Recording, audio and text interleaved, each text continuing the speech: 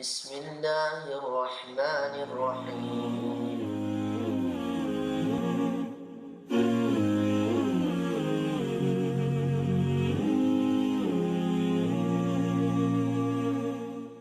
بسم الله الرحمن الرحيم. الحمد لله رب العالمين، والصلاة والسلام على سيدنا محمد وعلى آله وصحبه أجمعين.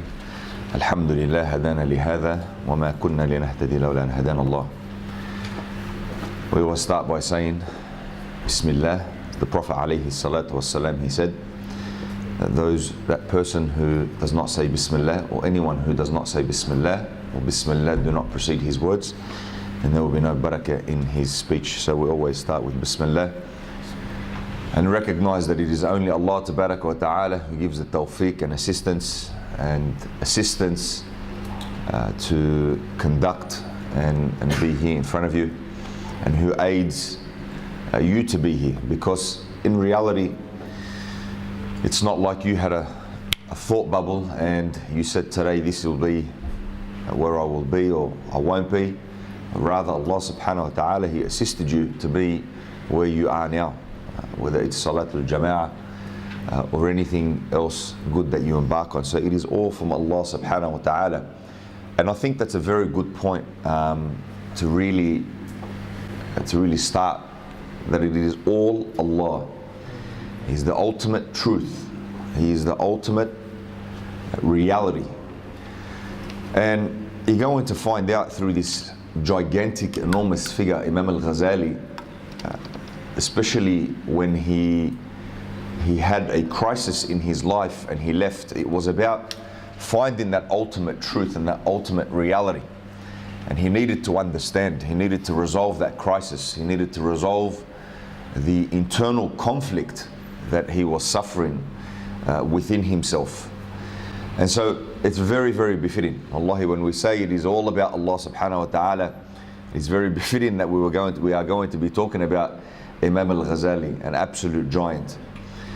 Now, something you need to understand before we start speaking about Ghazali: in reality, there is no world expert on Imam al-Ghazali. There is no person who you can say that this person is a master of the biography or master of the sciences, or who grasped the legacy of Imam al-Ghazali. There is no science, and actually great reputable ulama have articulated that very thing.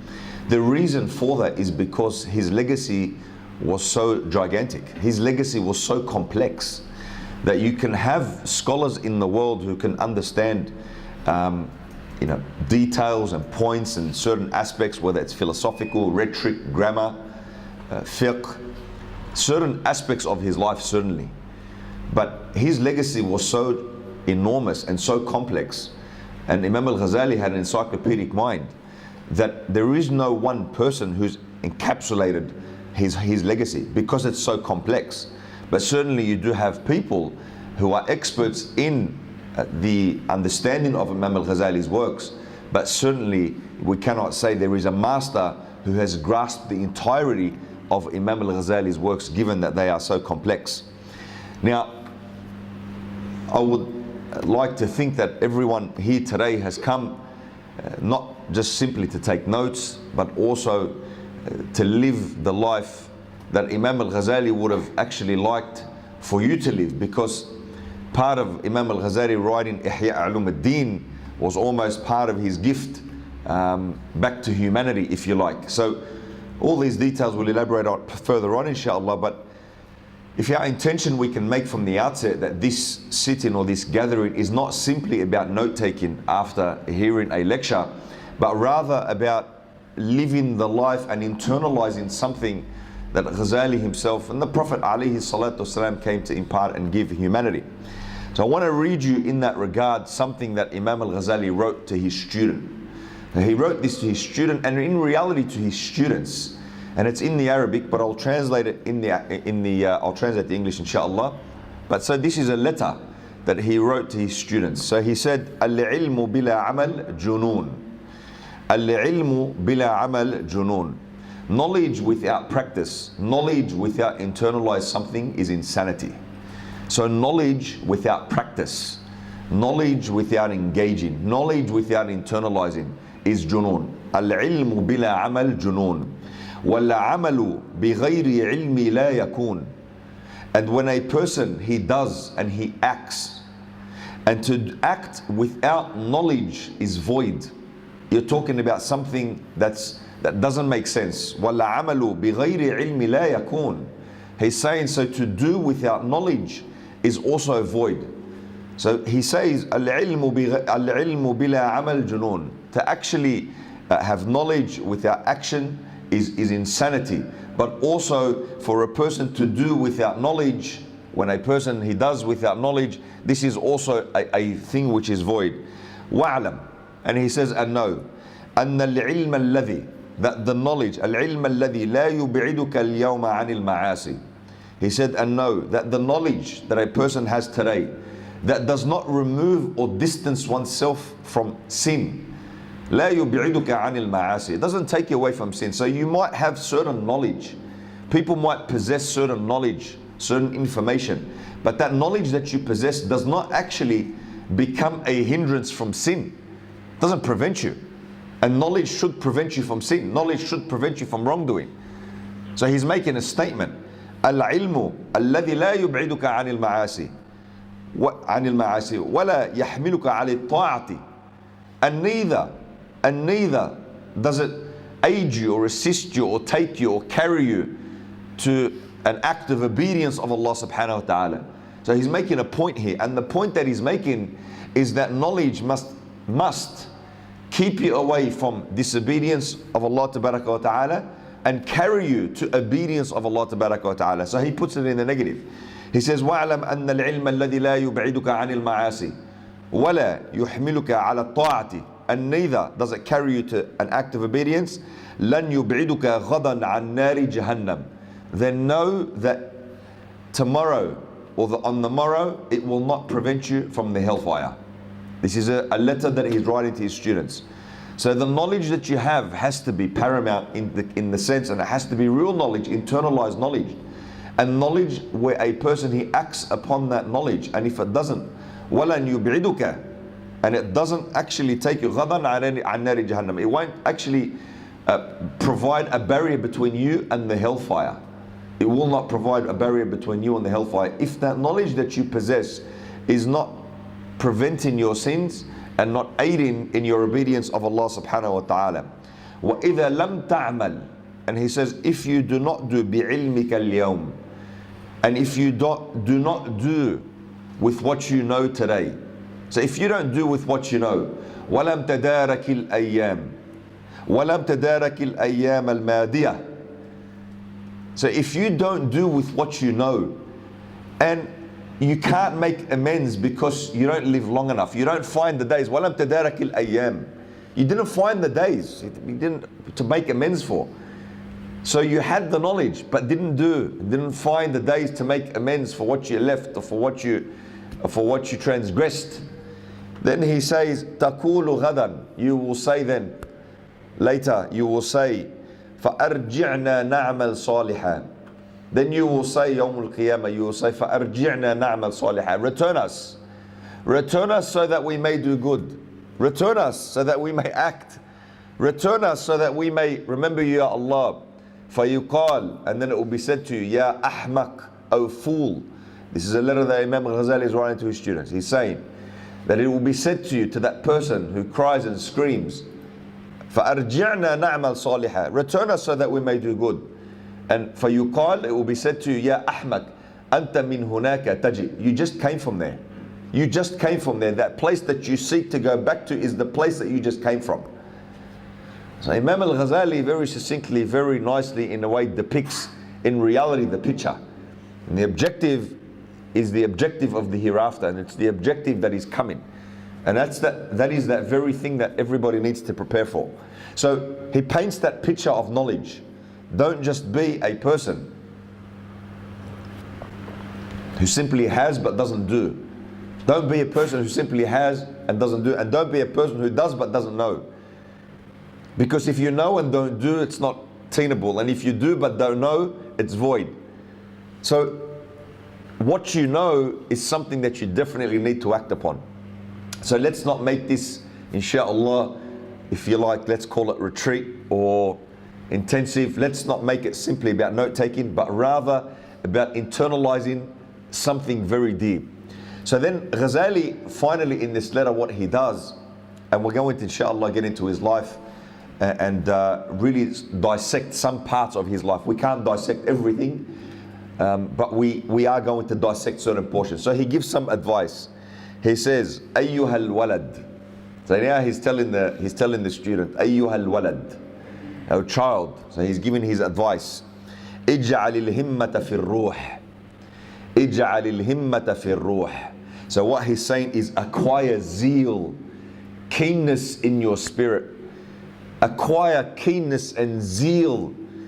Be keen in the things that involve the ruh, in things that involve the spirit. Be very keen. Wal hazimata fi nafs. Wal hazimata fi nafs.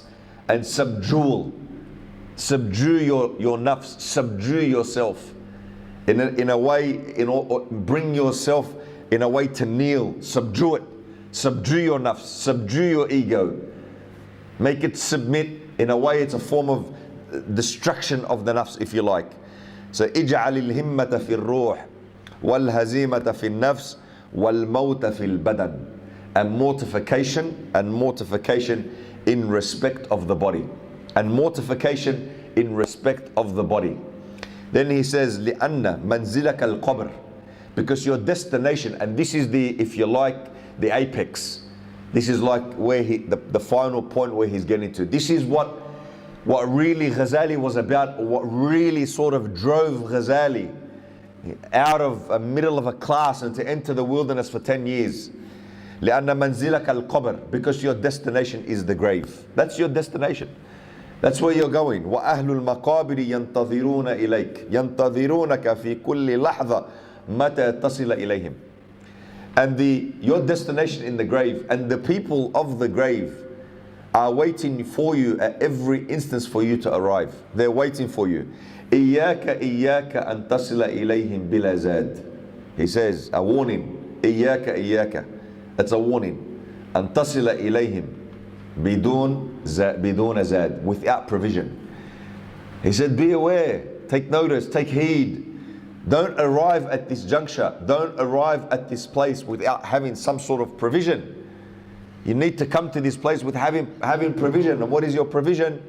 Your provision is certainly the amal, as Allah subhanahu wa ta'ala, as the Prophet alayhi salatu wasalam, he said in a hadith, إن الله لا ينظر إلى صوركم ولكن ينظر إلى أعمالكم وقلوبكم. Allah subhanahu wa ta'ala, He does not look at your body or your ajsad, rather your body or your physical form, but rather Allah subhanahu wa ta'ala, He looks at your deeds and He looks at your heart. And there are certainly realities of the grave and of the hereafter that we cannot really understand. An example in point is the punishment in the grave. Will the punishment in the grave be body and soul, or will the punishment in the grave just be with respect to the soul? And so the Ash'aris and the Maturidiyya and the Ahnaf and the Shawafi, they basically took an opinion that the punishment in the grave is both body and soul. And in fact, even Imam Ibn Taymiyyah had that view that the punishment in the grave is both with body and soul. But the haqiqah, the reality of how that occurs, no one really knows. Allah subhanahu wa ta'ala, He looks at in what you've done, and He looks at your heart, and a person is judged accordingly. And as Allah subhanahu wa ta'ala also said in the Quran, إِلَّا مَنْ أَطَى اللَّهَ بِقَلْبٍ سَلِيمٍ, except those who come to Allah subhanahu wa ta'ala with a pure heart. So how from today can we really centralize and bring our heart back to where it needs to be? And you know what that is? That's fitrah. Fitrah, and when a person is born in a state of fitrah, his heart is centered.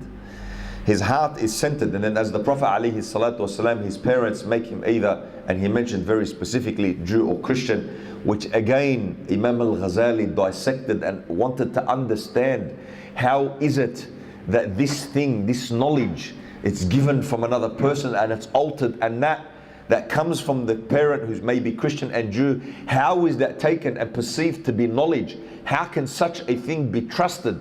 Where does reason and the senses come into play? And so what Ghazali did and how he broke that down, you'll come to see. But to say now that in reality, when a person is in that natural state of fitrah, disposition, that there is a center, the heart is centered. And so when a person, you see that he's deviated or he's committing sin, then he's in a way, he's sort of misaligned. His heart is sort of away from where it needs to be. So when we want to bring a person back, we're really trying to center his heart. So without further ado, let's start with the life of Imam al-Ghazali. But I hope you've got a little bit of a glimpse of this man and what he seeks to achieve when he speaks to the people. So Imam al-Ghazali, he was a man who basically appeared, he was ahead of the pack. He came about 9 centuries ago. He appeared in the 5th century, or at the head of the 6th century, at the head of the 6th century or the 5th century. And he was known to be a mujtahid or a mujaddid of the, he was known to be the mujaddid of the 5th century. Now we're not going to get into that aspect now. I will cover that in the second session. I won't cover that in this session.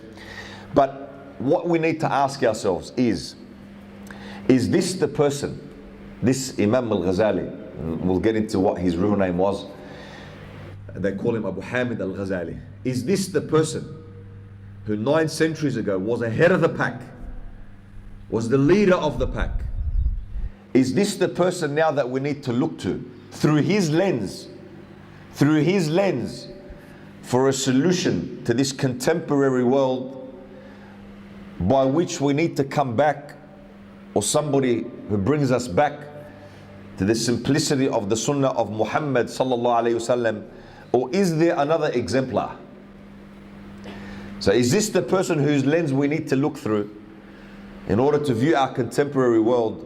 Or is there another person or another exemplar who can basically allow us to see with clarity the sunnah of the Prophet Muhammad alayhi salatu wasalam? You see, even the non-Muslims, it wasn't simply for Ghazali a passing glance. It wasn't a cursory thing. It wasn't a simple thing, even for the non-Muslims. But the non-Muslims translated his books. They immersed themselves in his books. They study Ghazali at all known universities. Ghazali is known at all known universities.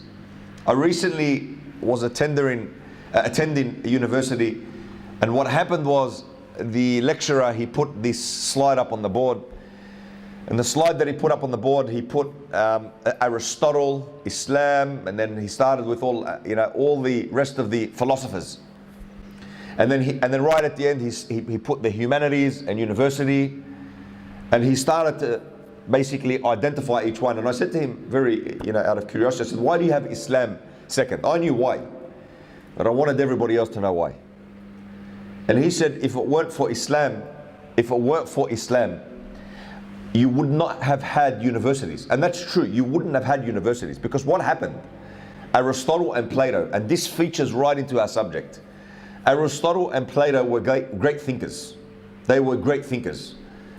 And they were Greek philosophers. Despite their beliefs not aligning with Islamic beliefs, obviously. But what happened? The Arabs then began to study their books. The Arabs began to study Greek philosophy. They translated the Greek philosophy into Arabic. The Arabs immersed themselves so much into Greek philosophy that what happened is a lot of the beliefs from Aristotle crept in. They actually crept in to some of the beliefs of Islam. And if I could give you just an example, without trying to confuse anybody. But the Aristotelians used to think that this world is eternal. So some people, and Ibn Sina, or they call Avicenna, Ibn Sina was known also to hold this concept as well. And Ghazali was absolutely what word can I use? He was destructive. He was very destructive and really set about obliterating any belief that crept into Islam that was not part of the original creed. So Ibn Sina held this view that came from Aristotle, that you and I are eternal. We're created from eternal matter. And Allah subhanahu wa ta'ala simply rearranges that eternal matter. There's a very complex problem here. And the complex problem I would not even seek to discuss here, because I would need to have the whole 3 hours on that complex problem. So I'm not going to go into that complex problem. But Ghazali, he resolved, this issue was resolved. Ghazali said Allah subhanahu wa ta'ala is Badi', and Badi' means the one who creates without prior example, the one who creates absolutely from nothing. And it's a contravention of what you articulate. I'm being very simplistic. What Ghazali said, he basically dedicated a quarter of a whole book about destroying. In fact, that book that he wrote was meant to be destructive. It was not meant to be constructive. It was meant to be destructive, about destroying the concepts of the philosophers that crept into Islam, or that these people would accuse Islam about, and so on and so forth. So even the non-Muslims, they've studied his life, they've translated his books. He died at the age of 55, was known to have written 200 books. 200 books in a lifespan of 55 years. 200 books. And some of those books were encyclopedias. They were encyclopedias. Some of those books, they were voluminous. Volumes. Volumes. Imam al-Ghazali had, as we said, he had an encyclopedic mind. And as we said, the West, they give him more than a cursory glance, but basically they give him a very high pedestal. Lane Craig said that the West has, Lane Craig, who is a philosopher and he's a contemporary, he's still alive, he said that the West has been given credit for credit it doesn't fully deserve. And what he was talking about, in reality, he was talking about Imam al-Ghazali. You see, William Lane Craig wrote a whole book. He wrote a whole book, and the whole book, he dedicated that whole book to the argument that was put forth by Imam al-Ghazali. And Imam al-Ghazali put forth a cosmological argument. It was called the Kalam cosmological argument. The Kalam cosmological argument. Where did this word Kalam come from? Kalam. Where did that word Kalam come from? If we go back to the history of where that word Kalam came from, it has so much literal meaning and so on and so forth. But the Arab used to have this thing, and we still say it today, that if a person were to use speech or rhetoric or whatever, they would say, "Hada kalam." This is speech and this is words. Kalam in essentially then came to be used for the topics and subjects of theology. And that's where, and it has a big history of how Kalam came to be used. That's not our point here, but Lane Craig called the book the Kalam cosmological argument. And the argument basically was Imam al-Ghazali, he's saying that whatever begins to exist has a cause. This is his argument. This is the Kalam cosmological argument. Whatever begins to exist, there's a sabab, there's a cause. There's something that caused it. So whatever begins to exist has a cause. This is a deductive argument. Whatever begins to exist has a cause.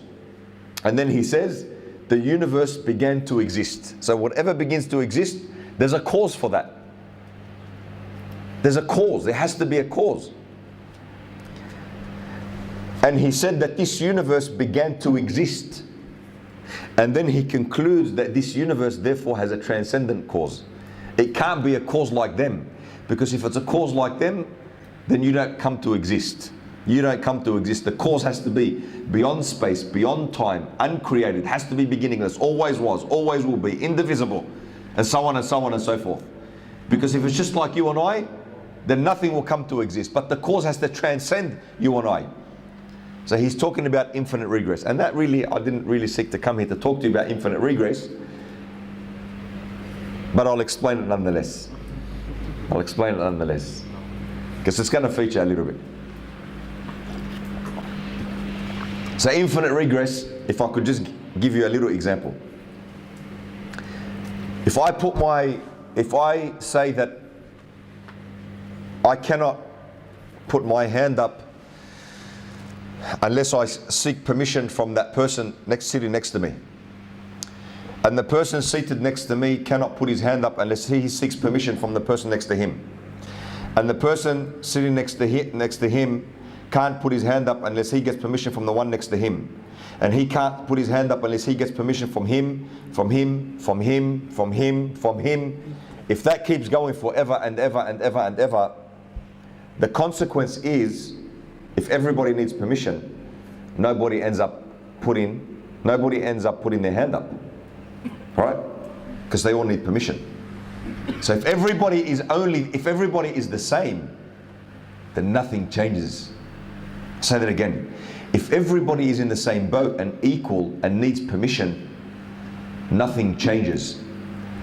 It can only change when it stops at the being who doesn't need permission. Huh? It stops at the being. If it stops at the being who doesn't need permission, then we can start the chain and you'll eventually come back to me.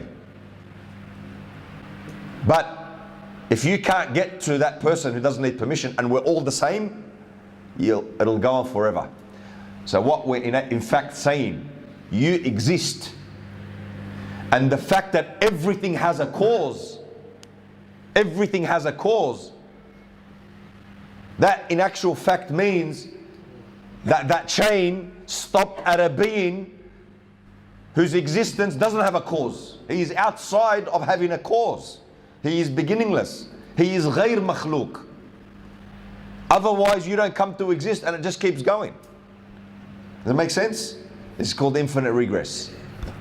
Imam al-Ghazali, the reason why I explain this is because these are called first principles. Write that down if you're taking notes. These are called first principles. And it's P-L-E-S, not A-L. I get confused. These are called first principles. And Ghazali used to rely very, very heavily on first principles. Now, Montgomery Watt, who is he's a Western academic, Montgomery Watt, and he wrote many books on Imam al-Ghazali. He went heavily into Imam al-Ghazali's works. He said about Imam al-Ghazali, he said Imam al-Ghazali is valuable in what he has to offer in our time. Why is Imam al-Ghazali valuable in what he has to offer in our time? I'll tell you why. He said that there are some things, or that there is a same constant in humans that doesn't change. There are certain elements in the human that doesn't change, and those constants are always the same. Whether it was 1,000 years ago, 2,000 years ago, contemporary times, Montgomery Watt is saying that there are things in humans that don't change. And because there are things in humans that don't change, Ghazali's presence will always be felt. Ghazali's presence will always be pertinent. Ghazali's presence will always be vital. And what did Ghazali came to do? He came to reshape, he came to reform, he came to revive. Why was it called al-ihya? What's ihya? To give what? To give life. To give life. So it's what Montgomery Watt is saying, that Ghazali plays a part even in our times, because certain things in the human element do not change. And that's certainly the case, that certain things don't change in terms of the human condition. The human condition is such that it always wants. That is the human condition. And without suppression or without holding back of that human condition, it'll be left basically without reign, and it'll become autonomous in a sense. And the self that Ghazali was talking about, it needs to be held back. It needs to be held back, and it needs to be constrained. And that's where introspection and self-reflection needs to occur. So we get to a point now, and again, I hope I've just given you a little bit about Imam al-Ghazali to know where he was going and what his mindset was. But there's so much more, and we'll cover a lot during the talk, inshallah ta'ala. So he is in reality Abu Hamid Muhammad ibn Ta'us al-Tusi al-Shafi'i, who was known al-Ghazali. That was his complete name. So he was known as Abu Hamid al-Ghazali, and we just now know him as, many people, they just call him al-Ghazali. Now, there wasn't only one, he wasn't the only one that was known as Abu Hamid al-Ghazali. His grand uncle, who was also a great scholar, was also known as Abu Hamid al-Ghazali. But generally when we say Abu Hamid al-Ghazali, we're not referring to his grand uncle, we're actually referring to Imam al-Ghazali himself. So he was born in 450, or in the Christian era time, 1058. So 1058, but in the Islamic Hijri calendar, he was born in 450, and he obviously died 55 years later. So again, 5th century, or head of the 6th century. And he was born in one of the townships of Tus, and Tus is a township of Khurasan, and Khurasan is a meshed up or conglomerate, if you like, of Persia, which is near part of Iran. So that's where Imam al-Ghazali was born. And again, he wasn't the first distinct scholar in his family. Now, Imam al-Ghazali's father, and subhanAllah, Imam al-Ghazali's father, As-Subki said about Imam al-Ghazali's father. As-Subki was given a biography on al-Ghazali, and he said about his father that his father would not eat from anything that was not produced by his hand. So this is Subki talking about Ghazali's dad, about Ghazali's father. And he was saying his father wouldn't eat from anything that wasn't actually produced from what his hand has earned, so what he worked for. Even his father. And Ghazali's father, he passed away when they were still little boys. Ghazali had a brother his name was Ahmed. So he had a brother, his brother's name was Ahmed. And when his father died, subhanAllah, he put some money away aside with a friend in the event that if he died, that his children would be looked after. So what happened is when he died, his father died and the boys were still young, Ghazali and his brother Ahmed were still young. That friend used the money to put Ghazali and his brother in a school. So they went to school very, very early on. And we're not going to get into all the nuances or intricacies of what happened at that school, but I do want to give you a depiction of some very important features of Imam al-Ghazali's life at that school. So while he was still very young, a boy, you're talking about a young boy who's studying rhetoric. He's studying rhetoric, he's studying logic, he's studying philosophy. He's studying, the discourse of language. He was a literary, the discourse of language, theology, jurisprudence, base rules.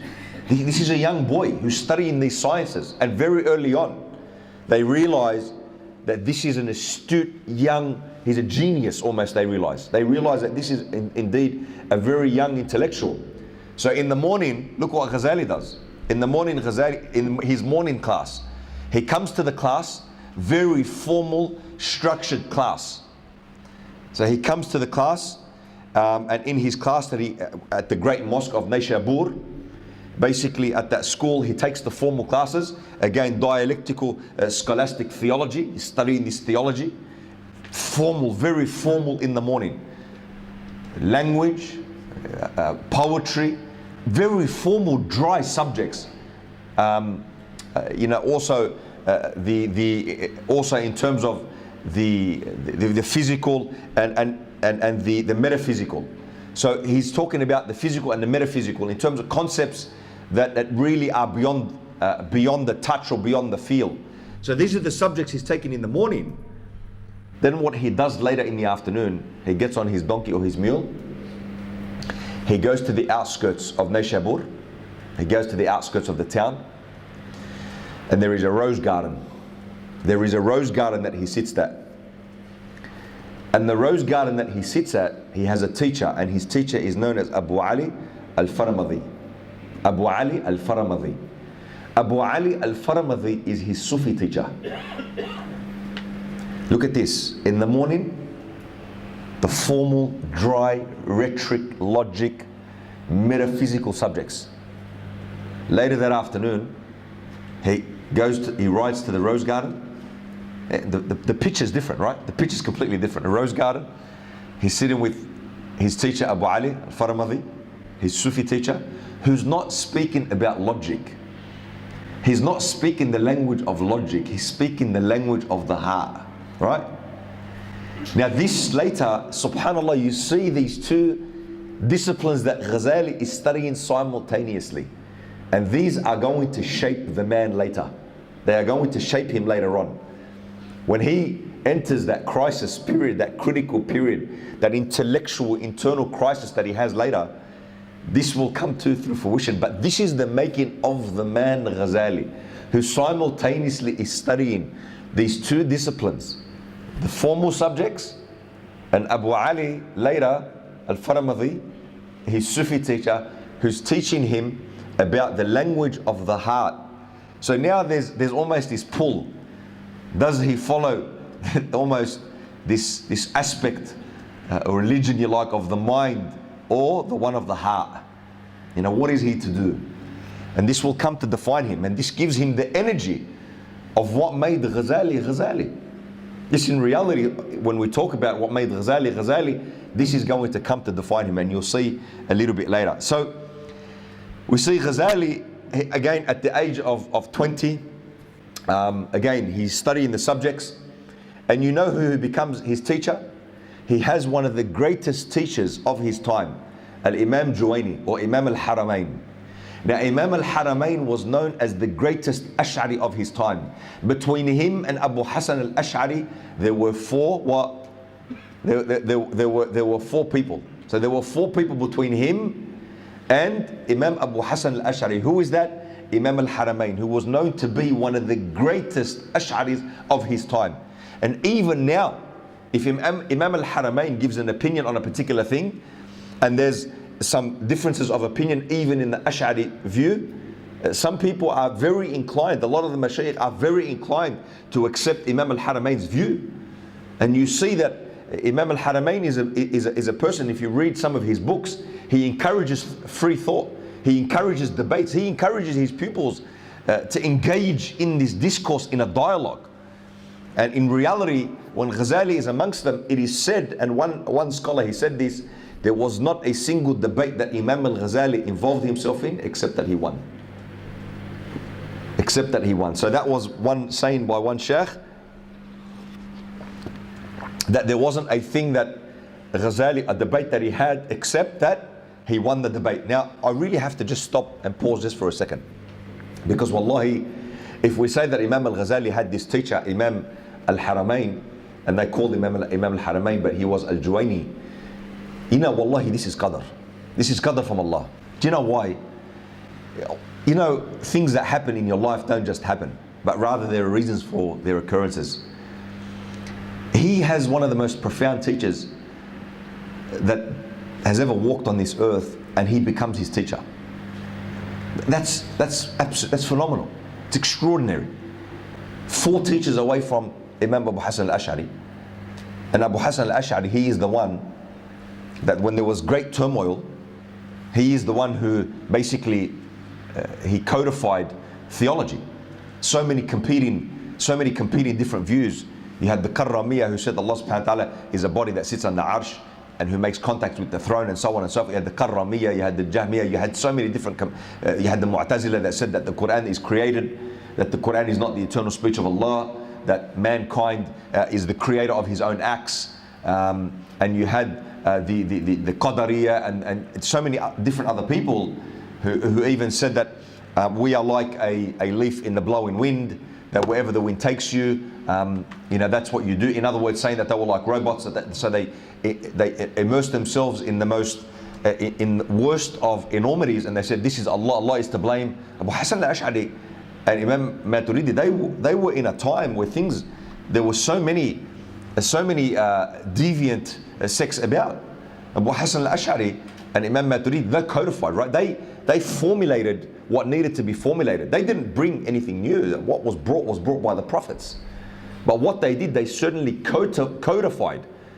They provided a system or formula or a framework by which Aqidah is dealt with, and how it's viewed and what is the opinion. So nothing happens by chance. Nothing happens just, it's coincidental. Imam al-Ghazali has his teacher as Imam al-Haramain. And if I could just sort of relate that back to the Prophet's life, alayhi salatu wassalam. You know, the Prophet alayhi salatu wassalam, before he was born, his father died. His mother was pregnant, and his father died. Amina bint Wahab. And at a very young age, his mother died, about 5 or 6 years old. And it is said that when the Prophet ﷺ, a few years later, Abdul Muttalib, his grandfather, died. So he went, his father passed away, his mother passed away, and I want to show you how sometimes, all the time, this is qadr. His father passes away, his mother passes away, his grandfather passes away. And someone will say, how is that qadr? I'll tell you how it's qadr. Before the Prophet was born, his grandfather Abdul Muttalib and his father Abdullah, they were in charge of the people who would come to, the pilgrims who would come to to the Mecca area, to the Mecca precincts. They were in charge. They were responsible for looking after them in terms of food and accommodation and so on and so forth. They had a big responsibility. They had big influence. Now look what Allah subhanahu wa ta'ala, He sets the scene.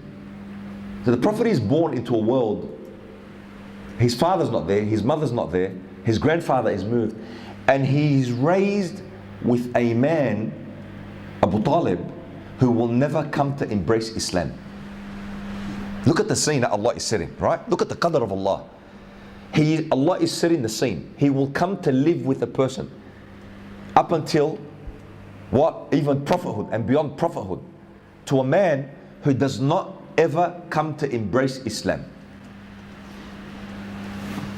He doesn't come to embrace Islam. So the scene is such that when they call the Prophet Al-Amin, Sadiq Al-Amin, look at the scene already. This is a person. We cannot doubt you in any way, shape or form. And we can't say that the influence you had came from your father or came from your grandfather, or neither can we say it came from the belief of another, because the person that you lived with throughout your life actually did not die in the state of belief, but rather died in the state of disbelief. So where did the influence, where are the words that you have been affected by, where did they come from? Look at the scene. Look at the qadr of Allah. Look how Allah subhanahu wa ta'ala is operating. This is all from the taqdeer of Allah tabaraka wa ta'ala. So nothing happens by chance. Nothing happens because it's coincidental.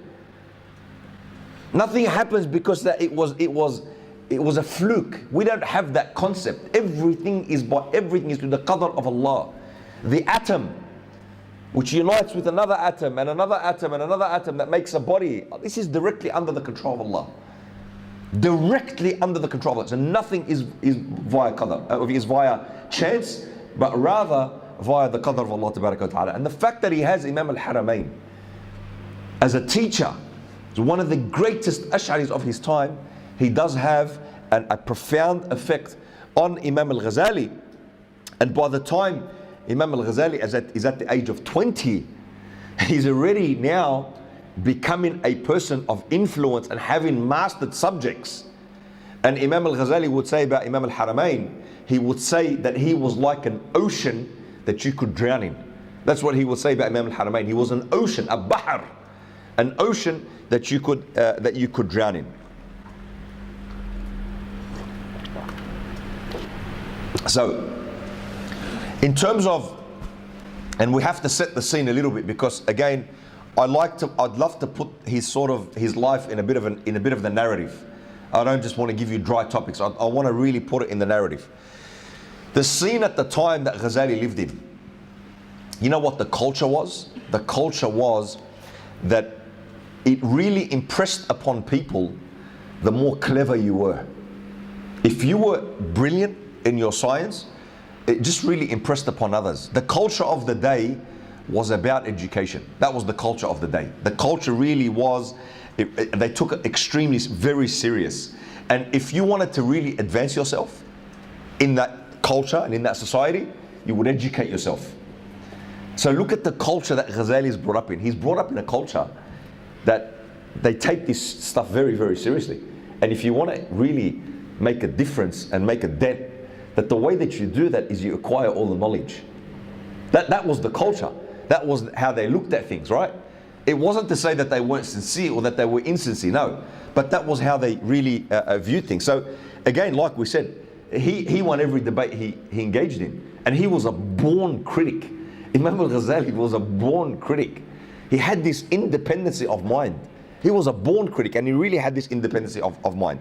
So at the age of 30, at the age of 30 years old, what we say and what the ulama have said and what the biographies about Imam al-Ghazali, and again Al-Munkidh Min al-Dalal, and we'll explain that that's one of his books that he wrote, Deliverance from Error. We'll talk about that a little bit later. But at the age of 30, Imam al-Ghazali, his fame spreads. His fame spreads across the whole Muslim region at the age of 30. At the age of 30 was very rare for a man I should say, reframe that, at the age of 30 to achieve what he did and be given the positions that he did, or he was very rare in the Muslim world. at the age of 30. So he latches on to Nizam al-Mulk. Nizam al-Mulk, again in that time, he is a scholar in his own right, and he's a leader. He's almost like, if you like, a political leader. And Nizam al-Mulk wanted to make the Sunni orthodoxy the order of the day. He wanted to make that normative Islam. So he sees Ghazali, and he wants to take advantage of Ghazali's brilliance, right? So what happens in reality, Ghazali, he becomes one of the court scholars in Nizam al-Mulk. So he becomes one of the court scholars. So Nizam al-Mulk wants to seek advantage of Ghazali. In 4 years, in just 4 years alone, in the 590s, the immense output that Ghazali had done was phenomenal. The output that Ghazali had written in terms of books and expressed in terms of books was absolutely phenomenal. And he wrote a book, it was called Maqasid al-Falasifa. For an example, some of the output, Maqasid al-Falasifa. Now in this book, Maqasid al-Falasifa, he wrote basically what are the aims and purposes and objectives of the philosophers. What are their objectives? In this book, he just mentioned what their objectives were, but he didn't actually seek to deconstruct their argument, but just simply to state what the aims and purposes are. What he wrote later, he wrote at-Tahafut, which was incoherence of the philosophers, which we've explained. And in that book, Incoherence, he actually set to deconstruct the arguments of the philosophers. That's what he sought to do, to deconstruct their arguments. Now Ibn Rushd, that when he wrote that book, The Incoherence, Ibn Rushd, or the man they call Averroes, later wrote a book called The Incoherence of the Incoherence, and it was a rad to Imam al-Ghazali's incoherence. It was a rad, it was a response. So Ibn Rushd responded to Imam al-Ghazali because of what Ghazali did.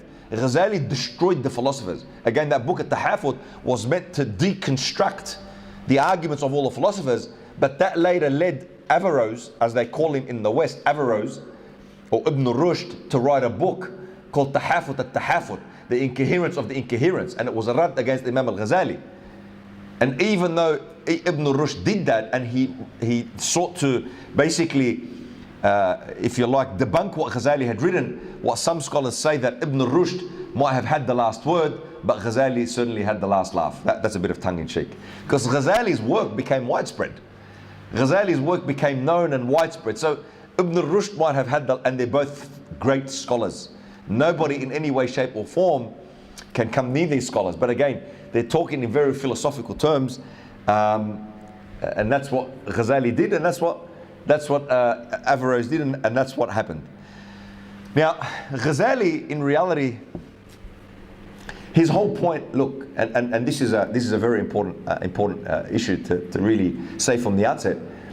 When we talk about shirk, when we say the greatest shirk, you know, the greatest shirk, if you look at what Ghazali wanted, the greatest shirk, the greatest idol, in Ghazali's view, the greatest shirk in Ghazali's view, and this is what his problem. He really wasn't his issue in coming to deconstruct. You know, he really deconstructed the arguments of others. But his real problem, or his real issue that he wanted to take issue with Ghazali, was to deconstruct the idol of the mind. That's what he wanted to really deconstruct. He wanted to deconstruct the idol of the self. His deconstruction was, how do we deconstruct that idol? Because that is the greatest enemy. So how do we deconstruct that idol, which was the idol of the self? It was the idol of the ego. And for Ghazali, that's what it was about. That greatest shirk in terms of the way that he looked at things was the deconstruction of the self. That was in terms of the greatest idol in terms of Imam al-Ghazali. So Imam al-Ghazali now, he's going through this period of skepticism. Now he's very skeptic. So he's having this intellectual crisis. At the age of 34, Nizam al-Mulk puts him in charge of the theology department. Achieved what no man has achieved. In terms of a worldly scholar, he's achieved everything. He's a professor. He's the professional in his own right. He's the thinker. He's the expert. He's the alim. He's one of the greatest scholars the world has ever seen. And the ulama are in agreement that Islamic civilization has produced no greater scholar than Imam al-Ghazali. There's almost unanimity on that point. Almost unanimity. That the greatest scholar Islamic civilization has ever produced has been Ghazali. So we get to a point, and Ghazali, he's struggling with this issue. He's 34, the head of the theology department. And this intellectual crisis starts to take hold.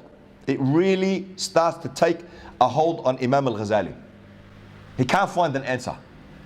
Even though it's a religious problem, it starts to have a physical effect on Ghazali. Some narrations say that he became catatonic, that he couldn't speak. Some narrations say that he became physically immobilized. He couldn't do anything. And in his deliverance from error, al-Munkidh min al-Dalal, he says this lasted for 2 months. For 2 months it lasted. And you know what he wanted? He wanted to find the ultimate supreme truth. And he wanted yaqeen in that. He wanted unshakable truth. And for that he lost his peace of mind. And there was one incident that was related, that these people came to, they were thieves, they were highway robbers. And Imam al-Ghazali got caught up in the issue. And then what happened is that they were taking all the goods, and Imam al-Ghazali said to them, please, I've spent years accumulating all my notes. Take what you like. Take what you want, but don't take my notes. Years I've spent accumulating these. The leader of the highway robbers, who was a little bit more astute than the others, he said, say, if I take away your notes, you're nothing. So if I take away your notes, you're nothing. And what one scholar said, one alim, he said that was in a lead up to his intellectual crisis. That was leading up to his intellectual crisis. And from that it was said that Imam al-Ghazali went back and memorized everything. He memorized everything. And that did have an effect on Imam al-Ghazali, but he was going through this loss of mind in terms of what's it all for? What is it all for? And hellfire, because what he said is, the way that we're living our life, and this is why Montgomery Watt would articulate such a view. Imam al-Ghazali would say that the way that we are living our life is such a way that paradise could not be possible, the way that we are living our life. He became so afraid of hellfire. Again, look at the culture. The culture was being achieve, and the culture yet was set, the scene was set. And Imam al-Ghazali said that the way that we live in our life cannot possibly give rise to a person going to paradise. It cannot possibly give that rise. And so he was having this crisis within him, right? What am I doing? What have I done? What has all been about? So he starts, again, he immersed himself in philosophy. He wants answers. And I'll say this and I'll give you a bit of a break and then we'll come back. But I just want to mention just this point. It's a very, very important point. He starts to doubt his senses. Let me give you an example. My sense of taste. So he says, for example, my senses say to me that the sun is the size of a coin. He says, my senses say that the sun is the size of a coin. But astronomical proofs indicate that the sun is bigger than the earth. So how can we rely on physical senses? Then he says that the nomon, which is that the shadow produced by the nomon, you know, that clock or that, you know, the sundial thing that they used to be able to measure time or what time it was. So that it's called the nomon, which is used by the sundial. It produces a shadow. He said, according to your senses, that doesn't move. But then later observations indicate that it moves. So Ghazali said that my sense of perception is judged one way, but then through later observations, it's judged another way. So I can't rely on my senses. How do we get to ultimate truth if I can't rely on my senses? So then he says, you have to come back to the first principles.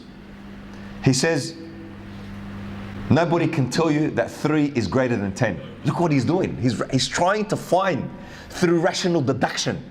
He said, I have to rely on my rationality. I can no longer rely on my senses. So he says 3 is definitely, nobody can tell you that 3 is greater than 10. And nobody can tell you that you can be eternal and created at the same time. He says these are first principles. You can't be eternal and originated at the same time. You can't be alive and dead at the same time. So what's he doing? He's using his rationale as a fallback, because he's in confusion. He's confused. He doesn't know what to take as truth anymore. He doesn't know what knowledge is. He falls into, and he even says in Munkidh min ad-Dalal, he said, I wanted to know what knowledge was. He articulates that himself. I wanted to know what knowledge was. And he says even to the extent, he says that if somebody comes and performs, and he said, I wanted to know with certainty what knowledge was. And such certainty that my faith could not be shook, even if a man comes along and conducts a miracle and performs a miracle, it would still not shake my conviction. That's the conviction I wanted. And even, he said, I wanted to eradicate all doubt and even that which gives rise to doubt. This is what Imam al-Ghazali was seeking. So he falls back to reason. He falls back to it, and he says, all I can do is fall back to the first principles. But then he says, what about if it's a dream? He says, because when you're in a dream, he says, what happens? You think it's real, and then you wake up, and then it's not real anymore. He says, what about if what I am actually perceiving is like a dream, and another dalil comes along and says that your rational thinking was actually not right? He says, and how, he said, my first principles question were in doubt. So this is what Ghazali himself was saying. And he says, he gives an example. He says, I saw such conviction that if a person came along, we'll have a minute or two break after this. He said, if a person came along and told you 3 is greater than 10, and the proof to that statement is I'm going to turn this stick, this rod, into a snake, and he actually does it. He said, I wanted such conviction that even after I saw that, it wouldn't shake me. All I would say after seeing that miracle is, how did he transform that? But rather, not shake me, but how did he transform that? So this is some of the things that were bubbling within Imam al-Ghazali, which led to him leaving for 10 to 11 years. And so we'll leave it at that. We'll have a little bit of a break, have a five-minute break, and we'll come. Bismillah, alhamdulillah, wassalatu wassalam ala Sayyidina Muhammad wa ala alihi wa ashabihi wa man wala.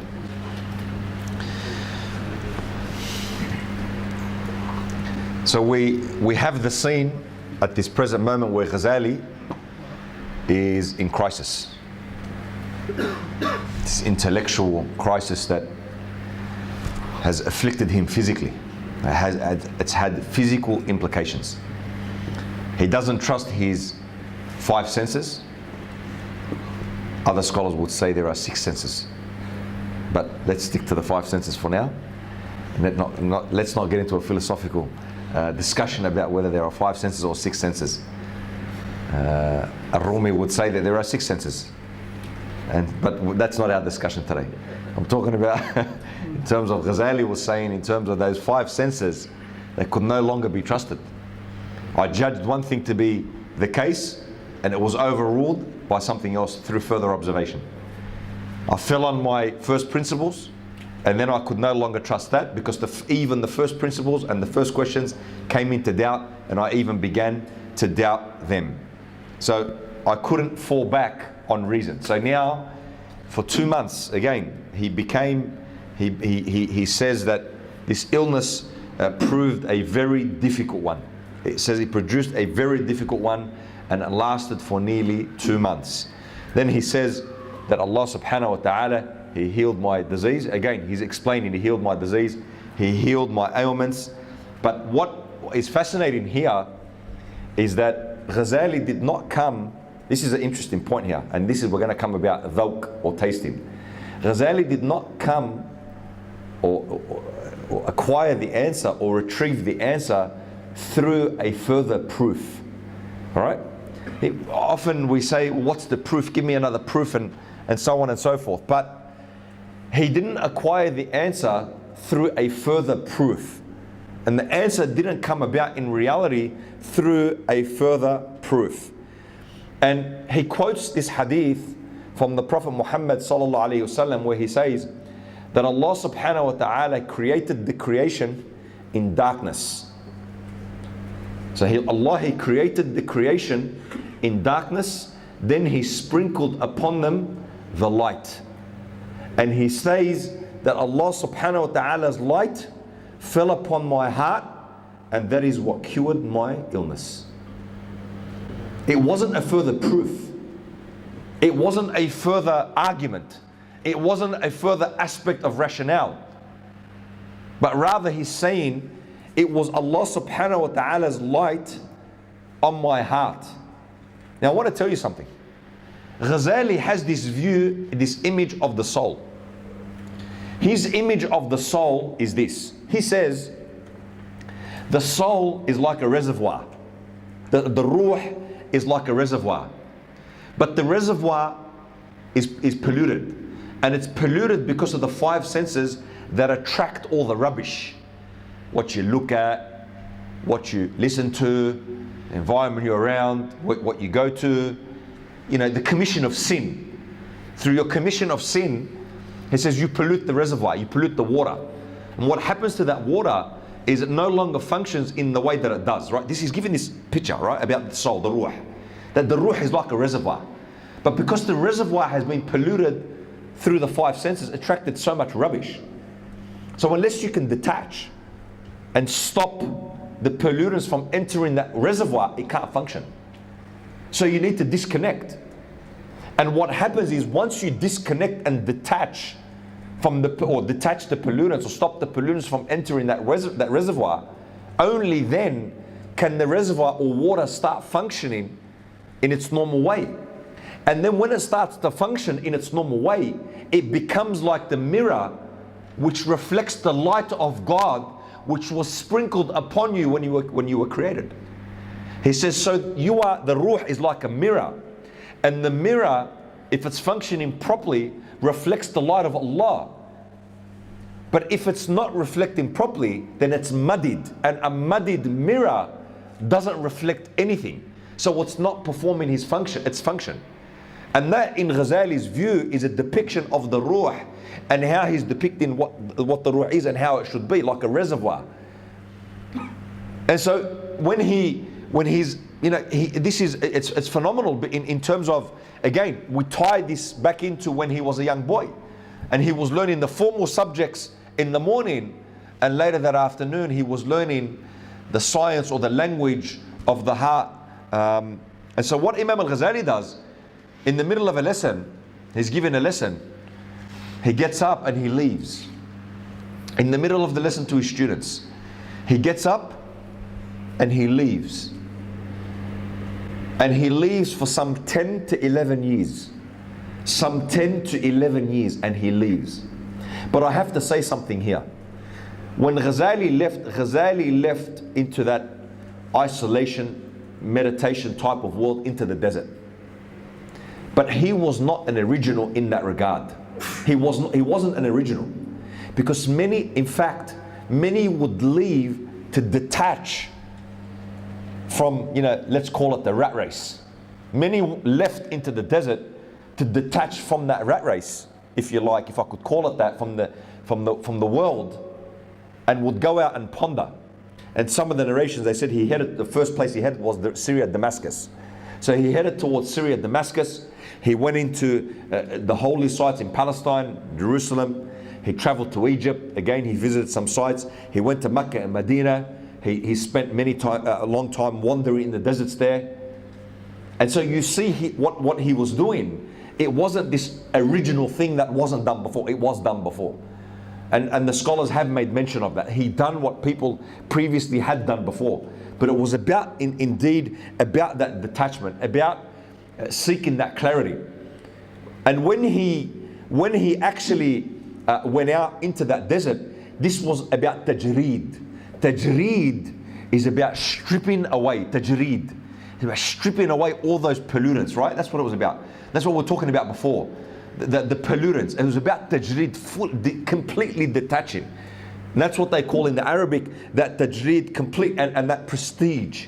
You know, I want to be this prestigious individual, this culture that was so ripe in his time about if you want to progress, this is the way, about having that prestige. It was about stripping yourself of that prestige, stripping yourself of the pollutants that's what it was about for Imam al-Ghazali. So Imam al-Ghazali, what he does for him, this is the sense of now coming alive. And Imam al-Ghazali thought, and Allah says in the Quran, لِمَا يُحْيِيكُمْ, it's about this coming alive. Imam al-Ghazali would think that if all the people of his time, they came alive, it would solve all the problems. He thought if they could spiritually come alive, that would solve all the problems of the people of that day if they could come alive. And it's little wonder, it's very self-explanatory why he called the Ihya Ulum ad-Deen.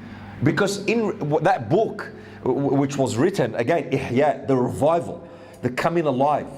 The revival of what? The coming alive of the sciences. And again, I'm going to have a very in-depth focus on Ihya, but I'm not sure if we have enough time to really start it and stop it, because I'd like to continue throughout the whole thing. But for Imam al-Ghazali, it was no longer about a further proof, but it was about dhawq. It was about tasting. You have the evidentiary proof, you have the physical, you have the rational. But what it was about for Ghazali was about dhawq. You know, dhawq was about this. It was about internalizing the formalities of faith. Let me explain that. The Ihya Ulum ad-Din was about internalizing the formalities of the disciplines. Let me give you an example. You pray, and praying is a formality. In a sense, it's a formal thing. But for Ghazali, the Ihya was about internalizing the prayer. That's the difference. So it was about internalizing the things that were mandatory, the formal things that were required of you. That's what the Ihya, that's why I called the Ihya Ulum ad-Din, reviving the Islamic sciences. But in your heart, how do you internalize that? Not just simply how you pray. When you go to Hajj and you're in the tawaf and you're facing the Kaaba, how do you internalize that? Not just how do you simply you're facing the direction, but in your heart your direction may be opposed, and the direction of your heart might be elsewhere. So Ghazali was about how do you create that thing where not only is your body in the direction of Kaaba, but your heart is and your mind is focused. He was about internalizing these formalities and reviving the Islamic sciences, no doubt. But for him, it was about the experience of God, and it was about dhawq. When he says dhawq, which it means to taste, it was about the experience of God. So no longer about furthering one's proof, but about what have you experienced. And so the Ihya becomes almost like techniques, if you like, to reviving the spiritual soul that is bereft, that is devoid of what it needs to be alive. And Ghazali said how sad it is for a person to go through life in a comatose state. You know, comatose is almost like you're a zombie. He said how sad it is for a person to go through life almost like he's comatose, like he's in a coma. And many people, and he used to think that many people were simply going through life sleepwalking.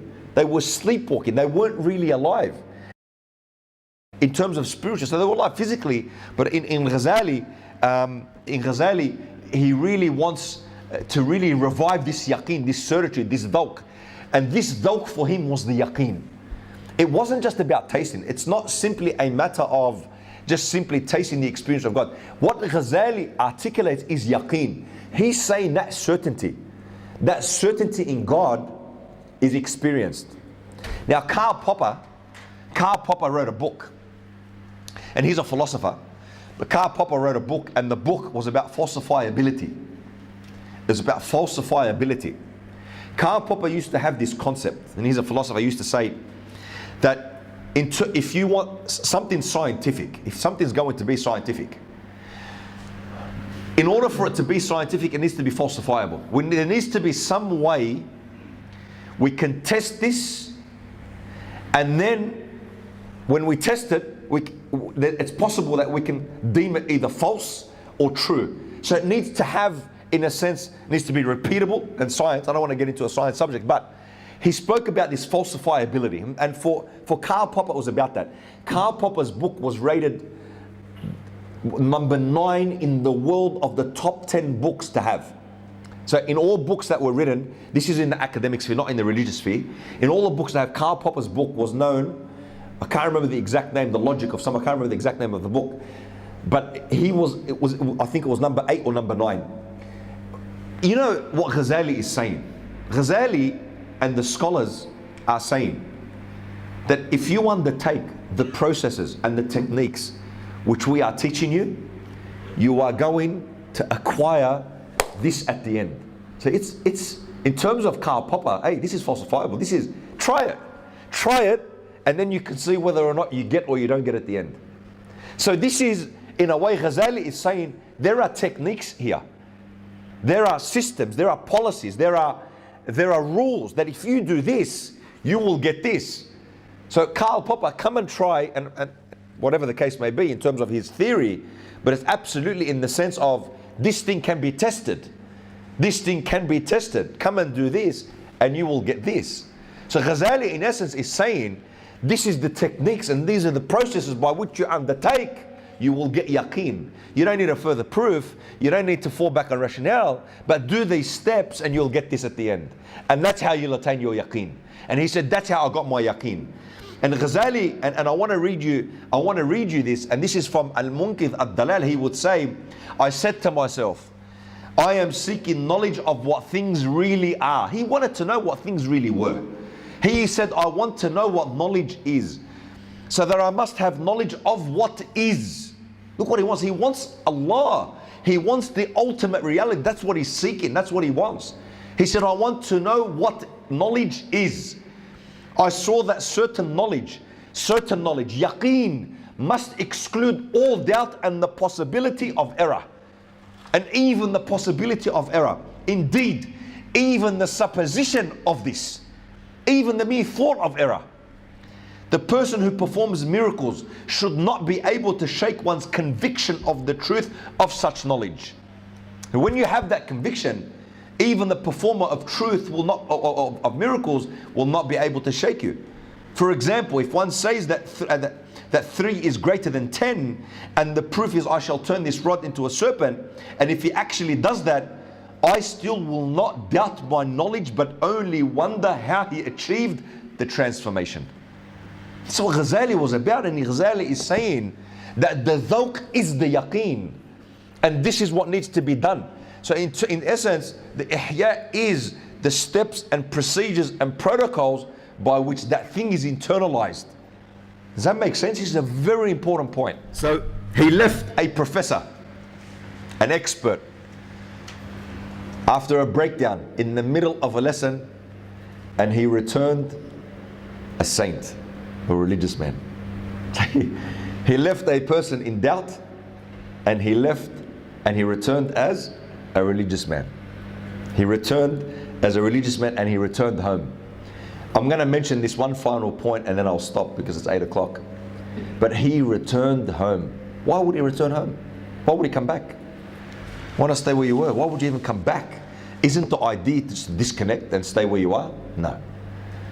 Ghazali came back because the Prophet came back, alayhi salatu wasalam. When the Prophet alayhi salatu wasalam went on the Mi'raj and he left time and space and he left the realm, but what did he come back to? He came back because of the responsibility, and he came back to the realm of time and space and family and responsibility. And this is a very important lesson, that you shouldn't run from your responsibilities. You have responsibilities. And Ghazali, in terms of a complete life, look, he had the crisis, but he wasn't a man who never returned, but rather he returned to those responsibilities. And the gift in his mind that he wanted to give you was the ihya. In his mind, that is the gift that he wants to give and he wants to impart. But he returns because of that responsibility. Just as the Prophet ﷺ returned after having seen Allah Tabaraka wa Ta'ala in the Mi'raj. Now there's two opinions there. Two opinions. Ibn Abbas radiallahu anhu said that the Prophet Muhammad ﷺ saw Allah with the eyes of his head.